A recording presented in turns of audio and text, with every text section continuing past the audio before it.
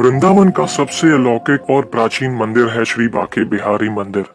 इस मंदिर की मान्यता के अनुसार यदि आपने इस मंदिर के नियमों का पालन नहीं किया तो आपको इसका गंभीर परिणाम भुगतना पड़ सकता है।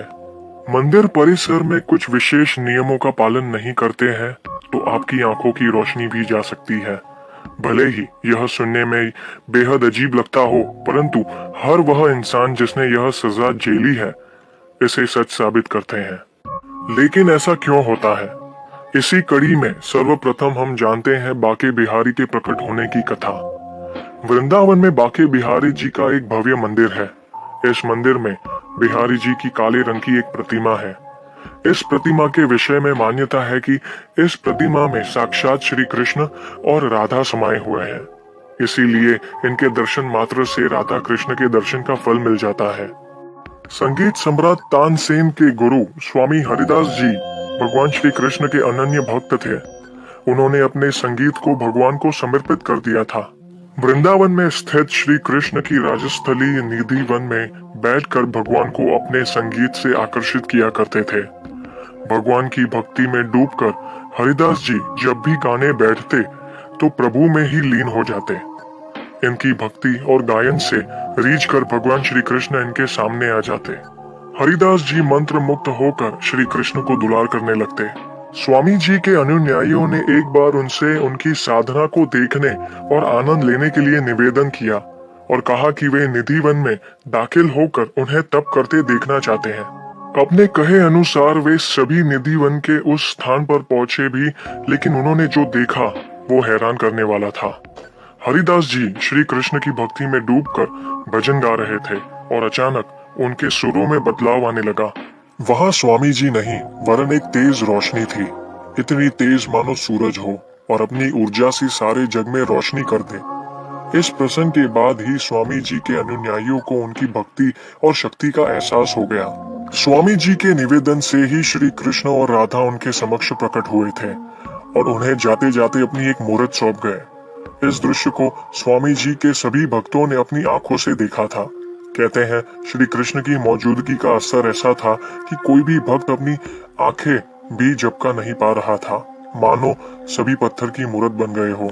इस तेज से प्रज्वलित होकर स्वामी जी ने राधे कृष्ण से आग्रह किया कि कृपा वे अपने इस रूप को एक कर दे। यह संसार उन दोनों के इस तेज को सहन नहीं कर पाएगा। साथ ही वे जाने से पहले अपना एक अंश उनके पास छोड़ जाए। स्वामी जी की इसी इच्छा को पूरा करते हुए राधे कृष्ण ने अपनी एक काली मूर्ति वहां छोड़ दी। यही मूर्त आज बांके बिहारी मंदिर में स्थापित है। कहते हैं कि जो कोई भी भक्त मंदिर परिसर पर रखी कान्हा जी की इस मूर्त की आंखों की ओर अधिक समय तक देखता है, वह अपना आपा खोने लगता है। आज भी इस मूर्त की आंखों में उतना ही तेज है जो कान्हा के होने का एहसास दिलाता है।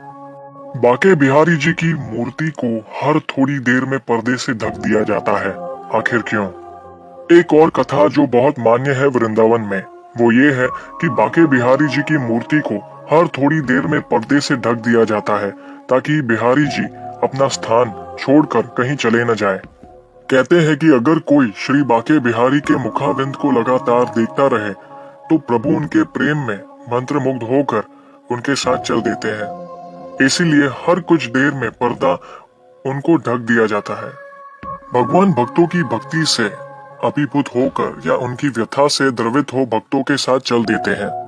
बांके बिहारी जी भक्तों की भक्ति से इतना प्रभावित हो जाते हैं कि मंदिर में अपने आसन से उठकर भक्तों के साथ हो लेते हैं।